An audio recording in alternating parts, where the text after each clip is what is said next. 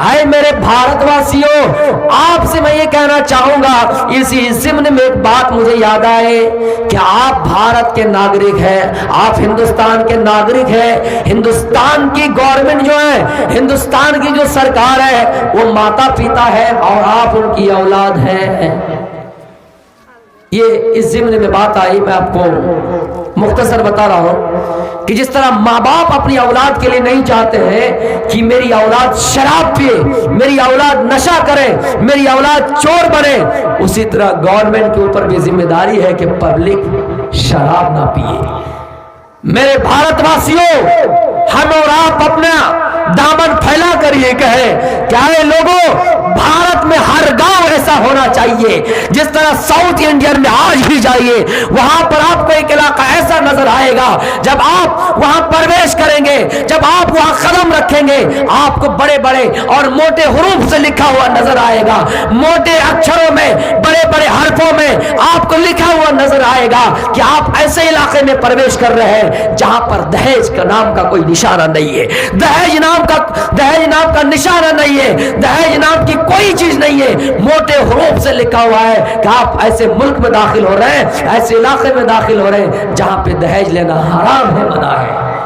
हम भारत की गवर्नमेंट से ही अपील करते हैं कि पूरी हिंदुस्तान में हर हर बोर्ड में, हर हर दरवाजे में यही मोटे हरूफ से लिखी हुई बात होनी चाहिए। इसलिए कि गवर्नमेंटों, सरकारों, आप वालिद है, आप वालिदा है, आप गार्जियन है और पब्लिक आपकी औलाद है। आप कैसे ये चाहते हैं कि आपकी औलाद शराब पिए?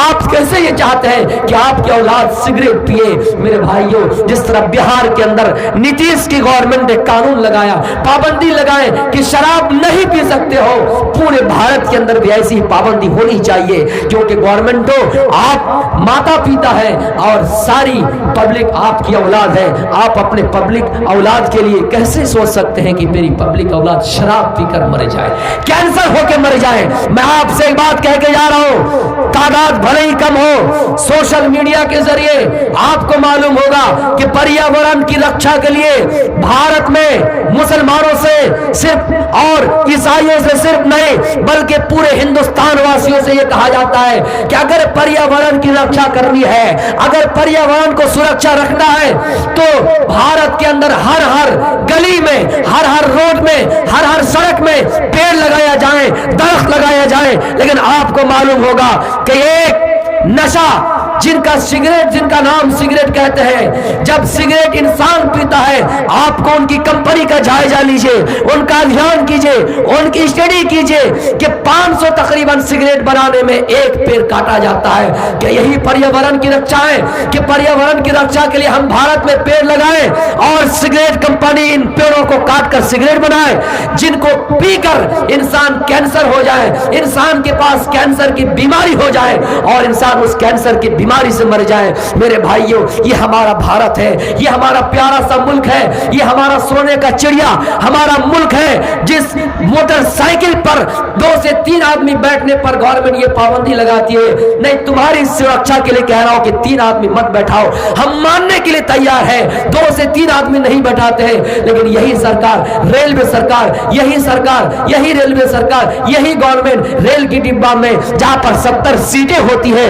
वहां 600 टिकटें बेचते हैं, 700 टिकटें बेचते हैं, लेकिन हम आवाज नहीं उठाते हैं। मेरे भाइयों, जरूरत है, जब तक हम आवाज नहीं उठाएंगे हमें दबाने की कोशिश की जाएगी। ये हमारा प्यारा सा मुल्क है, इस मुल्क को बचाने के लिए, इस पर्यावरण की रक्षा के लिए हमें और आपको जरूरी है कि हर गली में, हर दरख्त, हर सड़क पे हम दरख्त लगाएं, लेकिन इन दरख्त को सिगरेट में, इन बीड़ियों में ना हम काट के खत्म करें। मेरे भाइयों, हमें और आपको पर्यावरण की रक्षा करनी है। मस्जिद का जलसा है, मैंने आपसे पहले ही अपील की है कि 10, 20, 100, 50 यहाँ आप गुप्तिया तौर पर दे के जाएं। मेरे भाइयों, टाइम भी खत्म हो गया। आपको उस्मान के सिलसिले में बता रहा हूँ कि हजरत उस्मान गनी रज़ी अल्लाह तआला अन्हु हमारी और आपकी तरह नहीं थे कि हमें और आपको बोलना पड़ रहा है। जंग तबूक का ऐलान हुआ कि यहाँ पर दहन की जरूरत है, कुछ मालों की जरूरत है। हजरत उस्मान गनी को जब पता चला कि यहाँ दान की जरूरत है, यहाँ ज़कात की जरूरत है, यहाँ कुछ मालों की जरूरत है, घोड़े की जरूरत है, ऊँटों की जरूरत है, लोग पहले ही से दान लाकर भर दिए। हजरत उस्मान गनी जो माल लेकर आए, ایک تھیلی میں 1000 اشرفیوں سے بھرا ہوا تھیلی لا کر عثمان غنی پہلے ہی سے رکھ دیے۔ اللہ کے نبی نے دیکھا تو خوش ہو گئے اور اللہ سے دعا کی، اللہ اے اللہ عثمان سے راضی ہو جا، اے اللہ عثمان سے راضی ہو جا، اس لیے کہ عثمان نے خوش کر دیا ہے، اے اللہ عثمان نے اتنا مال دیا ہے، اتنے اشرفیہ دیے ہیں کہ اللہ اللہ عثمان نے مجھے خوش کر دیا ہے، اے اللہ تو بھی عثمان سے راضی ہو جا۔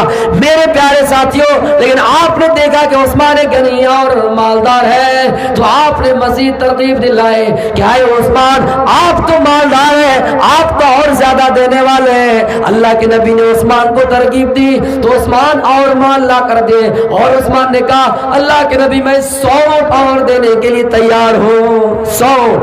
آپ نے مزید ترغیب دلائی کہ عثمان تم اور دینے کی طاقت رکھتے ہو، تم اور مال دو۔